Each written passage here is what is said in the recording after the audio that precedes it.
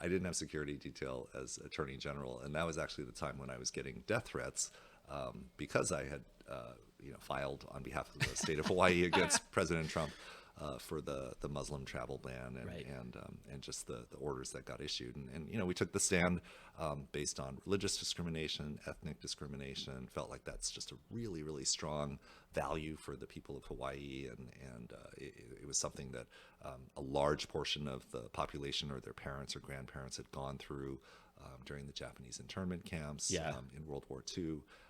And so we felt like, hey, this is an opportunity to really, I don't want to say share Hawaii's values, but to just really promote that. And not that we were the only state. There were a lot of other states that got involved. Ours was just the one that ended up making it all the way to the Supreme Court, which is a complicated thing, but that's just how it all worked out.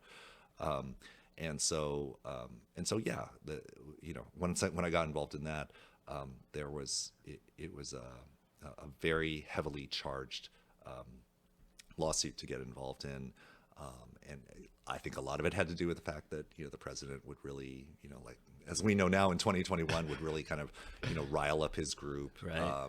Get them very rabid and intense, and kind of say it's okay to basically threaten violence or to be violent. Or I don't think, that's probably saying it, overstating it, but just kind of letting it happen, kind of like, so if there was violence that took place, like in the South or something like that, then he'd say, well, both sides are, both sides are kind of like have kind good of people saying, on both sides, kind of saying it's okay, and so I think that pass that was given to people, or the people who really followed him, and follow him to this day, that was kind of dangerous. And so it kind of opened it up to, so, here's this person out here who's, suing President Trump. That's my enemy now. And I think he should die. And I think his family should die. And I remember, we're sitting here in my house right now, but I remember, just going out to the mailbox and seeing, a threatening letter that was very, it was very vulgar. It was pornographic. It was just very scary, and it was just talking about how they were gonna kill me and my family. So I didn't have security detail back then. I was like, oh my gosh. And are you sharing these with your family? Totally. Yeah. Well, I didn't show my kids, but but I think we.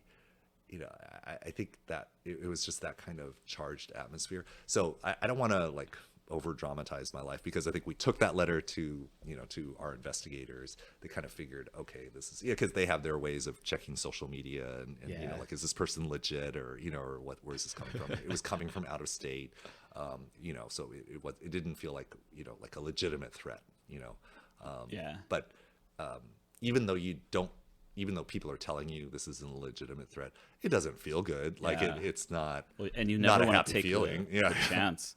Yeah, exactly. You're not gonna. Yeah. So kind of like when the FBI gets a tip that there's going to be some violence and they didn't do anything about it. But you never know, because they get a million tips. Right. You might have got 1,000 death threats. Right. And you never know. One of them might have been the guy. Yeah. Right. It's fascinating. Right. Did you request security, or nah. The governor didn't call you like, hey, bro, you kind of want some security? No, maybe I joked about it, but I guess I don't know. I think I think it was balanced out. I think especially here in Hawaii. So for I think there were a lot of people in Hawaii who did not like what I did. Of course, who just thought I have. This is a waste of I'm your money. friends with plenty of waste of our money. Why are you doing this? Yeah. You shouldn't get involved. You're over politicizing it. Blah blah blah. But I think that was actually a significant minority here in Hawaii. Whereas I think most people there are a lot of people who are just really we are with you all the way, and I think that really meant a lot. Whereas I know from my colleague attorney generals that were in other states, they were in much more purple states where it'd be more like 50-50.